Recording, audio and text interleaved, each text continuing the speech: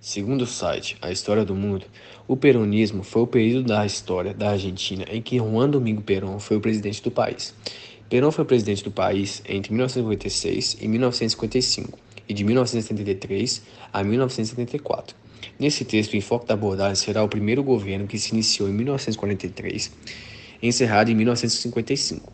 Juan Domingo Perón é considerado por muitos como o símbolo de populacionismo na Argentina e comparado por muitos com Getúlio Vargas. A ascensão política de Perón aconteceu na década de 1940 e está relacionada com o golpe de 4 de julho de 1943, que foi responsável pela ascensão do Grupo de Oficiais Unidos, conhecido como GOU, ao poder da Argentina. O GOU era formado por grupos militares ultraconservadores extremamente católicos e dos quais muitos simpatizavam com o nazifascismo. O governo de GOU, por sua ideologia conservadora, adotou uma plataforma que buscava combater qualquer tipo de agitação política, principalmente a que era organizada por grupos comunistas e sindicalistas. No período do governo de GOU, que Juan Domingo Perón assumiu cargos da política na Argentina. Perón era um militar que, durante o governo de GOU, assumiu a Secretaria do Trabalho e Provisões e, em dezembro de 1943, e foi gestão dessa secretaria que Perón fez sua fama e aproximou-se dos trabalhadores sindicalistas. Perón mantinha-se em um constante contato com centrais sindicalistas e promoveu uma série de benefícios aos trabalhadores, tais como a criação de férias remuneradas. Essas ações fizeram com que Perón se tornasse popular entre as classes trabalhadoras como o conhecimento e sua influência. Conseguiu ascender ao posto de vice-presidente do país. Nessa posição, Perón passou a construir o seu projeto político almanejado, alcançar a presidência na Argentina. Percebendo isso, as elites da Argentina romperam com Perón. O projeto de Perón baseava-se em um discurso voltado aos trabalhadores, que era anticapitalista e que defendia a promoção de justiça social. O rompimento das elites argentinas com Perón levou à conspiração e resultou na prisão de Perón em 8 de outubro de 1945. Perón foi levado a uma prisão na Alhada do Martim, na Gárcia, localizada na Foz de Prata. A prisão de Perón imediatamente mobilizou as classes trabalhadoras por meio dos sindicatos, da Confederação Geral do Trabalho. As centrais sindicalistas convocaram uma série de manifestações públicas em Buenos Aires e conseguiram reunir uma enorme multidão em que o apoio de Perón, o resultado da manifestação foi a liberação de Perón no dia 17 de outubro.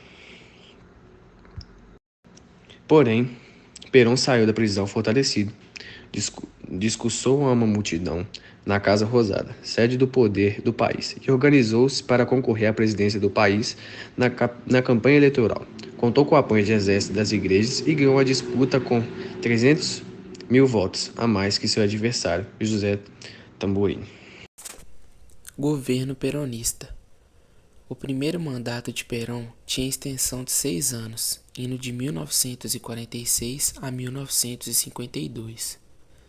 Em 1951, foi realizada nova eleição que reelegeu Perón para mais 6 anos.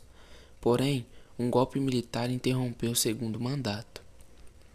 O governo peronista, entre 1946 e 1955, ficou marcado pelo desmantelamento das instituições democráticas da Argentina. Além disso, o governo de Perón é caracterizado por historiadores como populista e autoritário. Na economia, Perón encontrou uma saída razoavelmente favorável, porque o país havia se aproveitado da Segunda Guerra Mundial para encher as reservas cambiais do país. A agricultura do país estava em crise e, por isso, Perón incentivou o desenvolvimento industrial do país. Também implantou uma política de distribuição de renda que foi responsável pelo aumento do consumo. Nesse período, os argentinos, aproveitando da euforia da distribuição de renda, consumiram de maneira veloz mercadorias como geladeiras e rádios. Esse aumento no consumo, porém, teve um reflexo negativo, pois aumentou a inflação do país, o que resultou no encarecimento do custo de vida. A postura econômica de Perón também foi nacionalista, uma vez que nacionalizou ferrovias, por exemplo.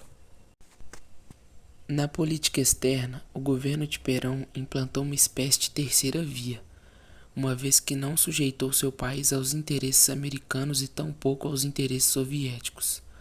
Optou permanecer com uma política externa neutra, uma decisão arriscada em tempos de Guerra Fria.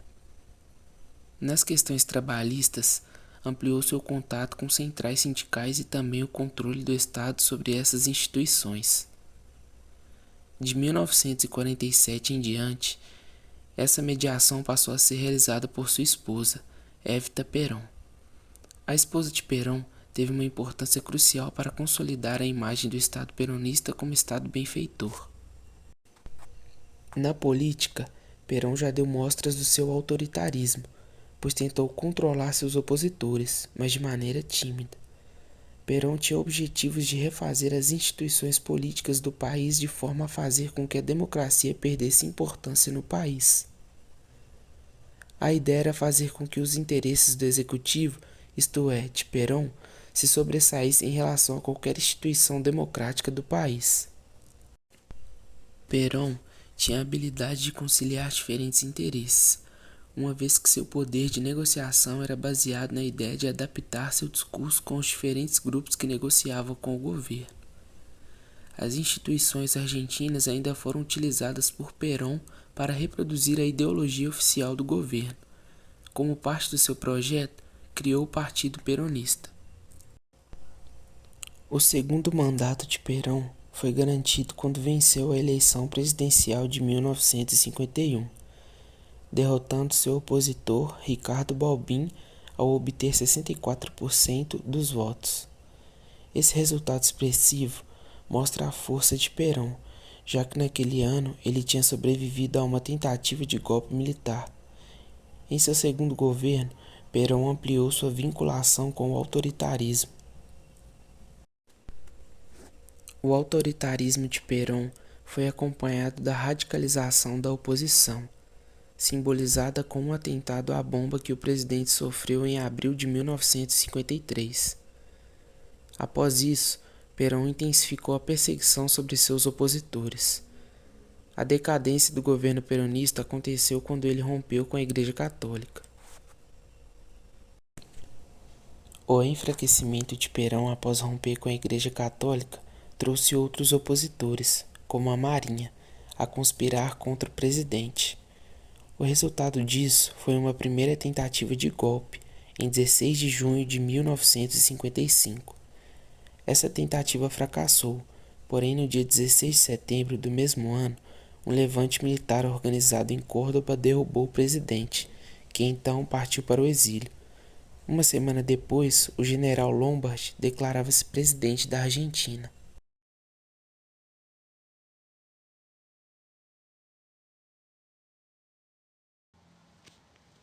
Peronismo e fascismo. Muitos associam o peronismo como projeto político ao fascismo, regime político que tomou o poder da Itália em 1922. Existiram algumas semelhanças e aproximações do peronismo com o fascismo, mas na visão dos historiadores, afirmar que o peronismo foi um governo fascista é um grande exagero. As diferenças entre os dois regimes são maiores que as semelhanças. Entre as aproximações pode ser destacado o discurso incisivo de ambas contra o comunismo, as ações criadas por ambos os governos para propagar a ideologia do regime e também as ações dos dois governos para mediar as relações patronais. É importante mencionar que o próprio Perón tinha uma certa admiração pelo regime fascista.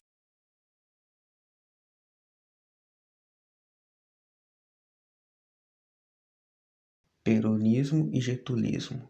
O regime peronista também é muito associado ao regime varguista. Essa comparação repercutiu no Brasil, principalmente durante o segundo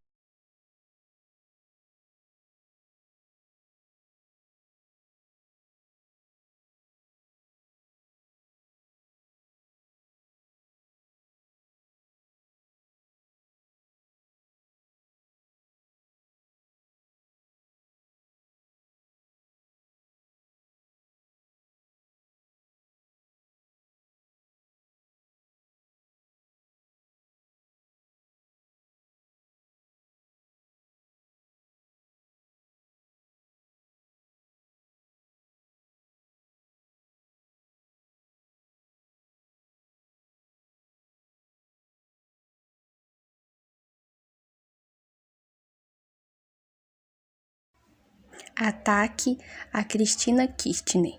Segundo o site NSC Total, a vice-presidente da Argentina, Cristina Kirchner, sofreu um ataque na noite de quinta-feira, 1º de setembro de 2022, em Buenos Aires. Um homem disparou 2 tiros contra o rosto da política, mas a arma apresentou defeito e o crime não foi consumado. O suspeito foi identificado como Fernando Sabac Montenegro, brasileiro de 35 anos. Kirchner chegava em casa no momento do ataque. O presidente do país argentino, Alberto Fernandes, afirmou que o atentado é o mais grave desde 1883, quando o país voltou a ser uma democracia. Cristina Kirchner cumprimentava apoiadores em frente à sua casa em Buenos Aires, quando Fernando tentou matá-la.